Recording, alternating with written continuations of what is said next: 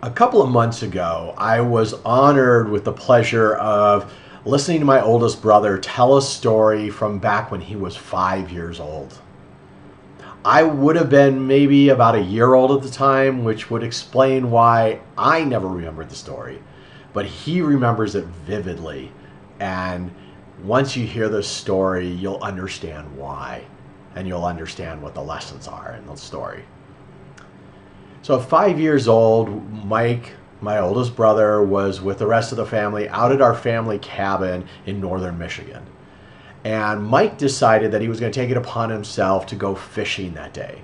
At 5 years old, he climbed a tree, found the straightest branch he could get, and broke it off the tree to use as a fishing pole.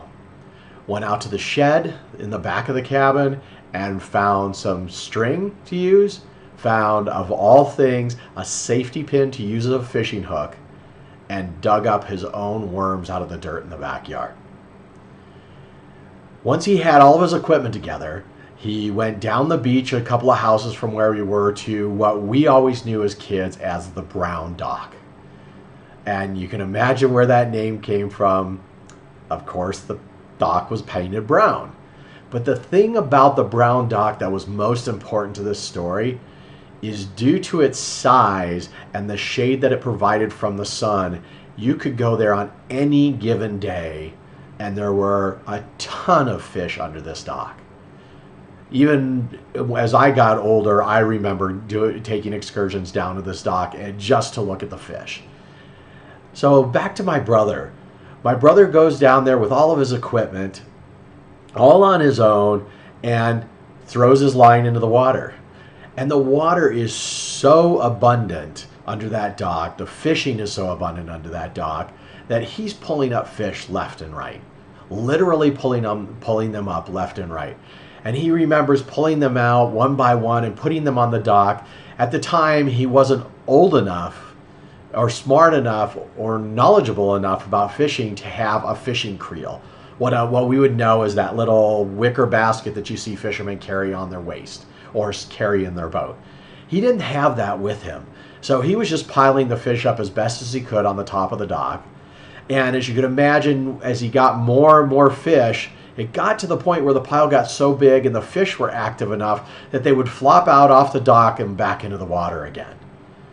So Mike, being the ingenious young man that he was, stopped his fishing for a moment, got resourceful, and went and looked around and was able to find what was either a donut box or a cake box or something like that. So you can imagine what that looks like if you've ever gotten donuts from Krispy Kreme or the local donut shop or something.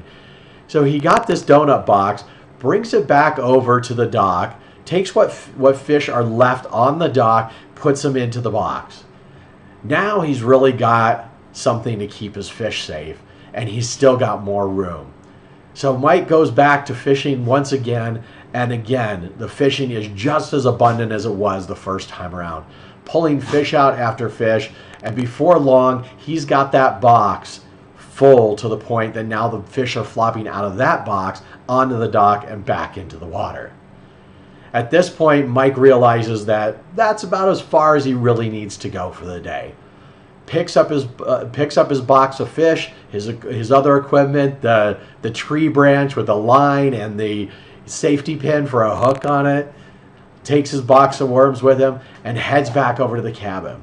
And he no sooner gets in sight of the front door of the cabin than my mom comes out from the cabin smiling from ear to ear, and she says to him, "Look at you, you brought fish for me."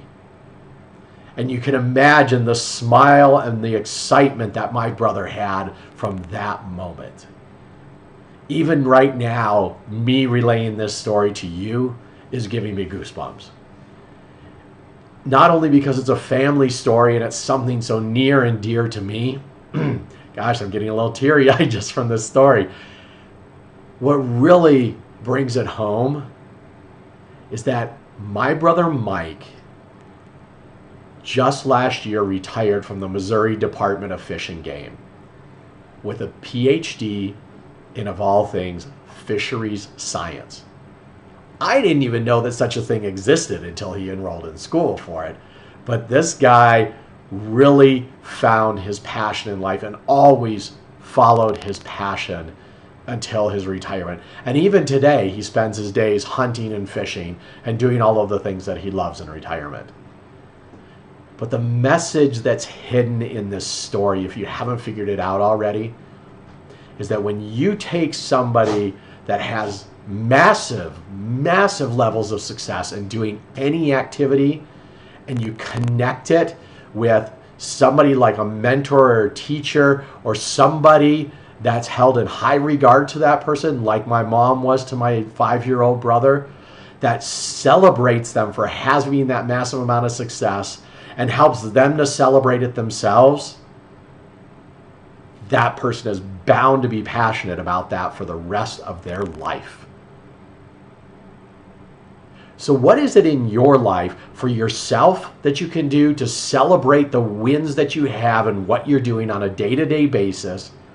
And as you're touching other people's lives, whether you're coaching, you're mentoring, you're parenting, how can you find those moments of success and celebrate those with the person involved and really love on those people and really help them to find the joy in what they're doing? I hope you found value from this today. I really am having a lot of fun sharing this with you. I haven't shared this one point with you in all of these videos so far this week.